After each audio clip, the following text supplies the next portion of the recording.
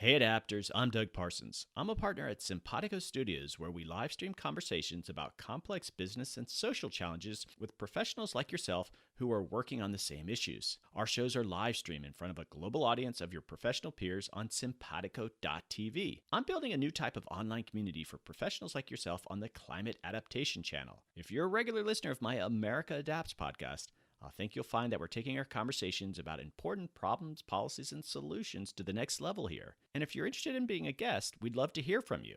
And now join us for this latest episode.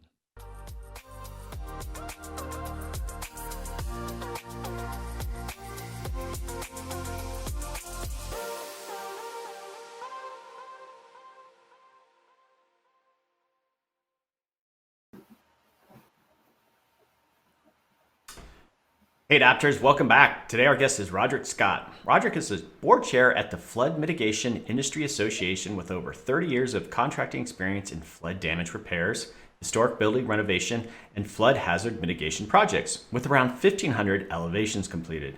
His passion is flood hazard mitigation and the saving and reutilization of irreplaceable historic resources. Hey Roderick, welcome to the show. Hey, good afternoon. How are you?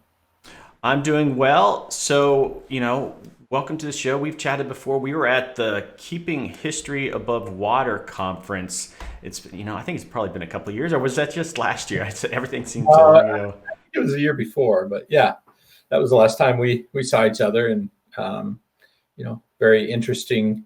Followed that conference since the beginning, and actually, I've been accepted to the Charleston conference, which was supposed to be in the spring, as a presenter, but I think it'll be in the fall, hopefully.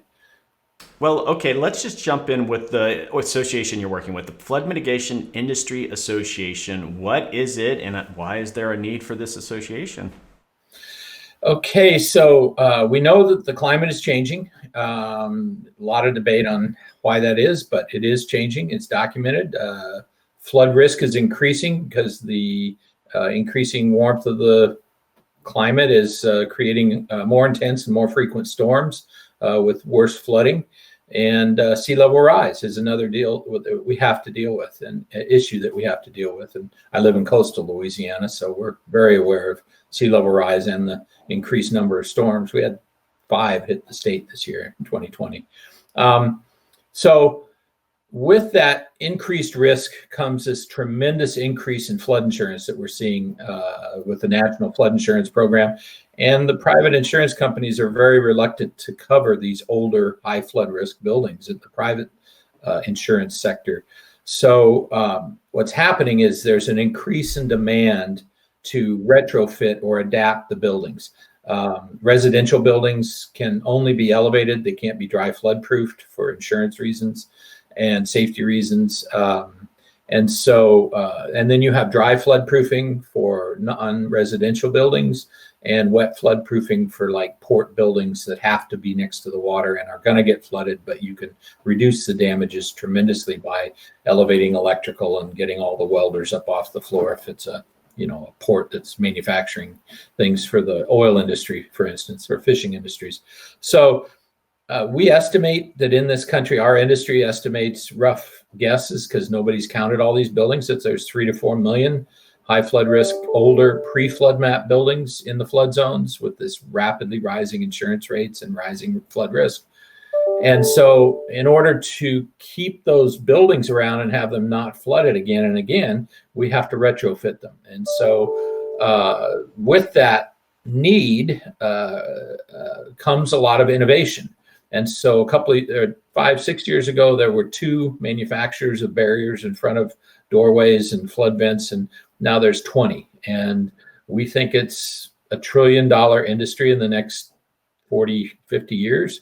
And so to retrofit not only these initial older buildings before the flood maps, but also the early flood map buildings, the 70s and 80s buildings, those buildings aren't high enough to withstand what's coming in the future generations. So there's a tremendous need for the retrofit, and there's all these companies that are bubbling up with these products and innovations. And in order to have a voice as an industry, you really need to formulate a nonprofit organization to provide education and advocacy and kind of control the voice of the industry so that we can get good, smart policies in place. Because up to this point, it's primarily been nonprofit voices and government voices and floodplain manager voices, and not the industry that actually has to do the work on the buildings. And so we felt it was very important. So we're young and we're growing, and we're very excited about having this ability in this nonprofit space to do some extra good as an industry.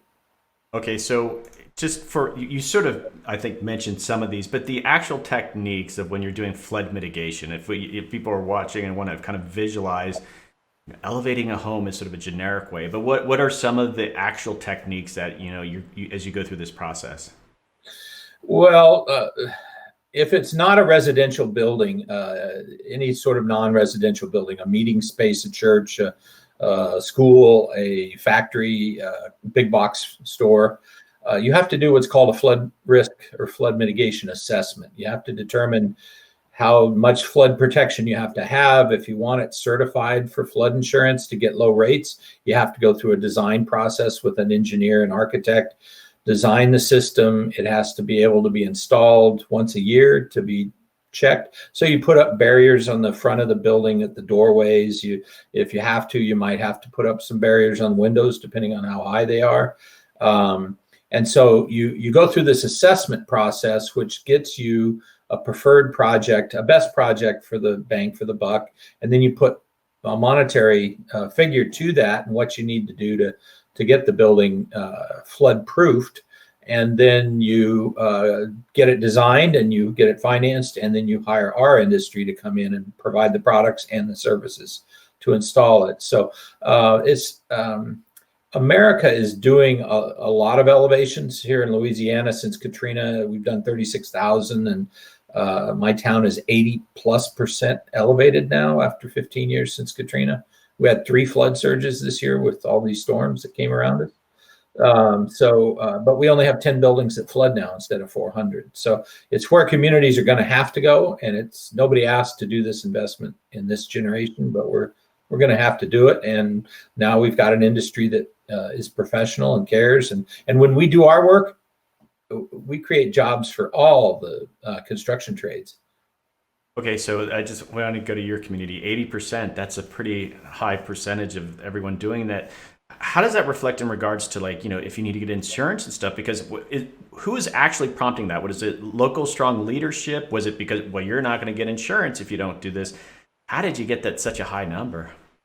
Yeah, and I work all over the country, and to my experience, and being in the industry, it's the most advanced mitigated community in the country and perhaps the world right now. It takes us 3 days to recover from a disaster, a flood, instead of 3 years or 10 years. And so basically, there's a couple of triggers. One is somebody buys a building and they're going to do a lot of improvements. If it's in the flood zone and not compliant, it has to be brought up to FEMA's minimum elevation requirements, plus that magic number of extra feet we call freeboard, which is that safety factor. You only want to elevate once, and the ocean is rising, so just do it to the minimum plus whatever your local ordinance requires. And so there's that, which is what we call the optional or self-financed. There's the pre-disaster grants from FEMA that are available for the repetitive flooded buildings that have, as we call them, the responsible property owners that have flood insurance. Only 30% of the buildings in our communities have flood insurance at the most. And so those people have been flooded several times, and there are grant programs to get their homes elevated. And 80% of our elevations in my community were privately funded as opposed to grant programs. And then I forgot the other factor that makes you go into this process is the substantial damage. So if you're over 50% of the building's value damaged in an event, could be any event, if you're in a flood zone, you have to bring that structure into the elevation minimum requirements. Okay, so let's go back to the association. It's a relatively new association. Are you finding that are you approaching groups that maybe not, they wouldn't even recognize that they need to be part of the association, or was there sort of already like, okay, this is our area and we just need this representation? Because sometimes you have to convince people like, well, wait a sec, you're right. I'm part of that sector. I have my own consulting firm, and I spend a lot of time on the emails and phones talking with these folks in the industry. Imagine if we were back in early 1900s when there were 10 automobile manufacturers in this country, and they said, we got to have an association so we can have a voice and in advocacy and policy and work with other groups and things like that, as not as one company, but as a conglomerate of companies. And in the nonprofit space, so that it's away from that individual competition again. So imagine Ford and Chevy sitting down in the same room and they're saying, you got to start this American Automobile Manufacturers Association. And they're like, no, I'm going to bury that guy. There won't be any more Fords out there. It's just going to be Chevy. Well, that didn't happen. And they all joined an association. And that's pretty much what we're encountering, because all of these, relatively young companies under 5-6 years old, are all run by entrepreneurs, inventors, and that mindset is very important for starting and developing products. But it's also suspicious and cautioned, and doesn't see a lot of value in the beginning of working together. But just in the last 2 or 3 weeks, our association has been approached by a European flood conference, and they want a U.S. pavilion. And so we're talking with the Department of Commerce all of a sudden, and about having in the 1800s, we used to ship locomotives by ship over to Great Britain and Europe to sell them at pavilions and industrial conferences. So if you can imagine the same kind of thing. And this is a global issue for low-lying communities near the coast or on rivers. I imagine as the federal government or even, investors are looking at, dealing with this risk and investing in these communities and such, that they would want an interface like yours to talk about policy and talk about the needs, right? I mean, it's just when you have big grants, they just don't want to talk to maybe just someone on the ground. They need someone who represents a lot of people. So I guess in this respect to the demand that's probably coming, having an association that they can actually invite to a meeting is valuable. As a matter of fact, 2 years ago, before we had the association, just because I've been kind of out in front on this individually, and people have recognized my 30,000-foot view, I was invited to the Treasury building to sit in a closed meeting with the banks and FEMA and FHA and Treasury. And, they all agreed that it's about $1.5 trillion worth of assets, and 600 billion is going to be required to fix these 3 to 4 million buildings, and you're not going to tear them all down and build new. You're going to have to get them fixed, as many as you can. And so that's exactly what then spurred us on to forming this association, because they said, if the money was made available, would you be able to keep up as an industry? And we saw immediately that we're going to have an association, to have a voice, to develop education programs for contractors, to get more contractors up to speed on doing this, and be ready for what's called the State Revolving Loan Program, which is coming probably in the next Congress when they do the NFIP. And we see it as a huge jobs program for post-COVID. You just got 20 million people out of work. We might as well put them in the construction trades and keep money on the table, food on the table and clothes on the kids, and pay for the car and the house by fixing houses so they don't flood. What about the notion, and I'm sure sea level rise is something you're following closely. What is it going to mean for coastal communities? And some people would argue that maybe people shouldn't live here at all, versus, I'm going to elevate my home, or I'm going to make it, they're being responsible. But then there's this notion of like, well, maybe that people shouldn't be living here at all. How is that issue coming up with your association? Well, there's a movement called Climigration. It's really a young movement. I went to their first conference and presented last year in New York City at Columbia. And basically, I tried to share with them that by 2200, we're going to move 30 million people back from the coast, and 10, 15 million buildings, because you can't just leave the buildings or abandon them. And you're talking about a lot of construction debris in the landfills, and we honestly don't have landfill space for all those buildings. So are we just going to leave them there to rot in the ocean? And probably not. And we don't have enough of those trees anymore to build all new buildings. I don't know if everybody's seen the price of lumber, but we've lost a lot of lumber in the West in fires, and we lost a lot in the East and Southeast with hurricanes. And price of lumber is 30% higher than it was a year or two ago. And it's probably not going down because it takes 30 years to grow a tree. And so, yeah, we always say that, 1,000 square foot of wood frame house is over 200 trees. And so let's reutilize these structures. I have another saying that when the toilet quits working, you'll have to go. And that's when people will start moving back. The low to moderate income, especially the lowest income families, and especially the retired folks in Florida and mobile homes near the water, are going to be the first to relocate away from the water because of these hazards. But, we're made of 75% water. We live in the womb with no air 9 months, and then we come out, and the first thing we want to do is move next to water. And water, we've been moving to the coast in mass since World War II, and half of our American population lives at the coast now. So this is a big project to relocate. I won't use the word retreat that they use, but strategically planned relocation with the structures is coming. And, I'm almost in retirement at this point. Got a few years left in me, and hopefully guide this thing well to be responsive and help a lot of people. But my children and their children are going to be facing a climate that's radically different from the one I grew up in. And we have to be prepared. And that means hardening our buildings and starting to plan to not stay at the coast, because the ocean is coming and we can't stop the ocean. I imagine, especially a place like Florida that is so flat, that we're going to have a lot of fish habitat. They're not going to break down a lot of these structures, and they're going to leave them there, and it's going to just be future fish habitat. But that's sort of a cynical take on it. These old oil rigs that are sitting out in the Gulf are beautiful fishing grounds. Right.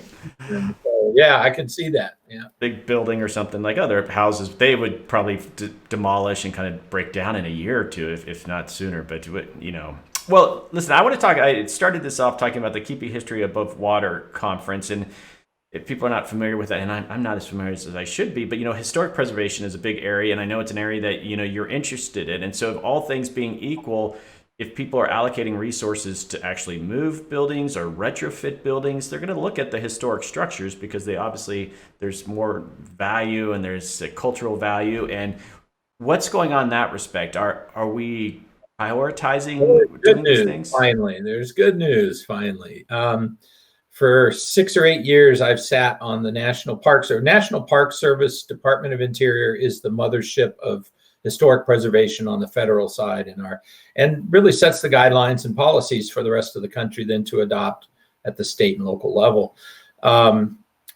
There's been tremendous resistance to elevating buildings in the preservation field. And I've got a couple of scars here, I'm sure, from that effort, because I just won't quit. And I'm not nasty about it, but I just am always there talking about it. And so finally, last fall, the National Park Service produced their flood adaptation guidelines for historic buildings, which is it's a groundbreaking document. And I appreciate the work of the staff so much on this, and I helped contribute some photography, and they toured our town in Mandeville before they finished the documents, and are using pictures from our community because we're really a laboratory. When we first started this, there wasn't any idea of design, and we've got some ugly, tall, stilty buildings. But now they're all beautiful because they're all approved by design guidelines and architect review board, and you can see the whole evolution of design in our community as a laboratory of this experience. And so it really is a future field for young preservationists coming out of college and those preservation programs. The secret is for us to integrate some curriculum into these programs. And there's a lot of resistance currently in these colleges to integrate this floodplain management concepts.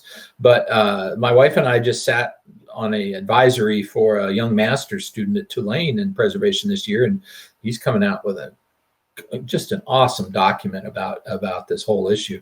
And so just like anything, our young people, smart young people, are going to see the opportunities, because in reality we settled at the water's edge and moved back, whether it be the coast or the rivers. So a lot of our historic resources are there, and none of them were built to the right elevation, and they've all got to be retrofitted, most of them.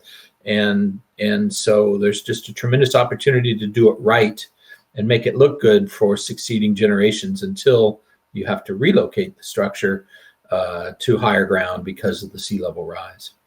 Yeah, I actually worked at the National Park Service for a while in their climate change program, and I was there when they were working on the cultural resource adaptation manual, and I think it's a little bit different from the technical specs that you're talking about, but I do recall the conversations that we had about helping cultural resources adapt, but at the same time having hard discussions about letting some go. And the Park Service needs to, even though they're legally required to maintain these resources, it's like at the same time, like Fort Jefferson off the Florida Keys, it's like, you're going to have to learn to let things go. And I'm sure, you are having those discussions too. So. Well, and the difference between the Park Service and the national parks and monuments and wildernesses, all those federally designated areas, it's really owned by us, the taxpayers. So we all have to be in the discussion. It can't just be the Park Service making decisions. Local communities have to be brought in, because very often those sites are an integral part of the local economies. And so, in 1992, we relocated the Cape Hatteras, or 98, we located the Cape Hatteras Lighthouse. So it wouldn't fall into the ocean. So those decisions have to be made. They have to be budgeted. But we're talking about millions of privately owned buildings and local government owned buildings, which have nothing to do with federal ownership. And there's way more of them. And our privately owned buildings that are for-profit investment buildings, not churches, nonprofits and things, they produce revenues which keep the whole machine running. If we don't have values in our properties, then we don't have funding for schools or security or sewer and water and things like that. And so what's happening right now is that on millions of these buildings, the flood insurance is going through the roof in the next 10 years. And it's going to be unaffordable. And what's going to happen is that's going to impact the values negatively of these buildings. And remember, we buy buildings to invest in them. We may love them because they're historic and all that, but nobody buys a building to lose money. And what we're seeing now is the values are starting to slip. They're getting harder to sell. In my town, with 80% of them up, that house that's on the ground, you're not going to get what you want out of it anymore. In my town, the prices have suffered dramatically on the sales of these older buildings. And the ones that are elevated are getting above their asking price. They still want to live in them next to water, but they don't want to flood. And so it's a market driven type thing. And we see it happening at different paces. The Florida market is still red hot. We got this change of tax policy by this administration that's on its way out, and Congress took away the deduction for the interest for the mortgages on high value homes.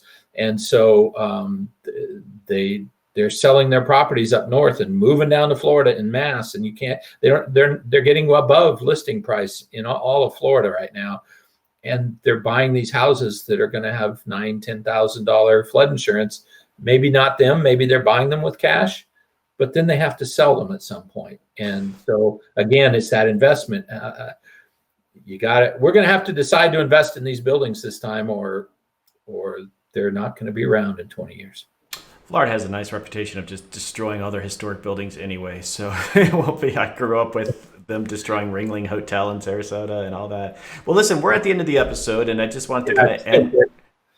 I want to end with what's next for you. What's going to happen with the association, or I guess some maybe meetings that you're coming up with. What's going on now? Well, we're going to be in Florida at we've got a pavilion, our first pavilion at the Flood Expo in Florida in January, depending on the COVID situation. We are integrally involved now with FEMA and discussions on certain policies, and we're helping them with technical bulletins for the first time ever, providing input from our industry. And we're getting a lot of more media coverage and understanding and opportunities like this. And we want to thank you again for this opportunity to talk to people about creating jobs by helping people not flood. I couldn't have asked for a better way to finish my lifetime career of work, and I get paid to help people not flood. I get calls when people's properties flood and they don't flood, from upstate New York and places in Louisiana that I've elevated, and they're like, "Oh, next time you're around, you got to come down and eat, and we'll sit outside on our elevated house." And it really is rewarding. So thank you again for this opportunity. All right, so we're going to wrap up here, and I want to take you into just chatting before I let you go. We're going to just do end credits here, but thank you so much for coming on. Thank you very much. So just hold on one second.